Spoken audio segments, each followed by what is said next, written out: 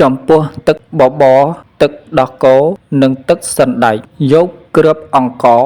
និងគ្រាប់សណ្តែកទៅកិនឲ្យល្អិតម៉ដ្ឋរួចយកទៅដាំទឹកស្ងោរឲ្យក្តៅពុះឆ្អិនទុកឲ្យត្រជាក់រួចស្រេចត្រងយកតែទឹកថ្លាសុទ្ធតែប៉ុណ្ណោះចំពោះកាកវិញនោះត្រូវបោះបង់ចោលមិនត្រូវយកមកឆាន់ឬបរិភោគទេគឺថាធ្វើដូច្នេះភិក្ខុសង្ឃអង្គសាមណេរដែលបួសនៅក្នុងព្រះពុទ្ធសាសនាអាចទទួលឆាន់គឺបរិភោគបានគ្រប់ពេលវេលាដើម្បីជាជំនួយដល់កម្លាំងនៃរូបរាងកាយ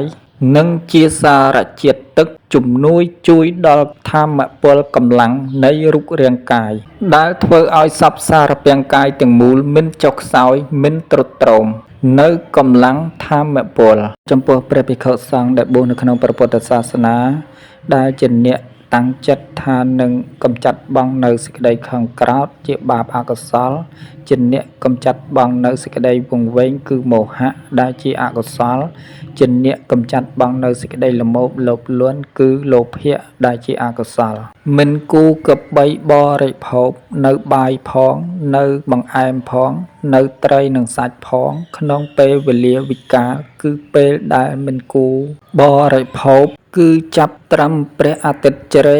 វេលាថ្ងៃរសៀលក្បែរម៉ោង12ថ្ងៃត្រង់រហូតទៅដល់ទល់នឹងពេលព្រឹកព្រលឹមគឺកិច្ចក្បែរភ្លឺស្រាងទល់នឹងព្រះអរុណជិតរះគឺជិតចេញពន្លឺព្រះអាទិត្យហៅថាពន្លឺថ្ងៃ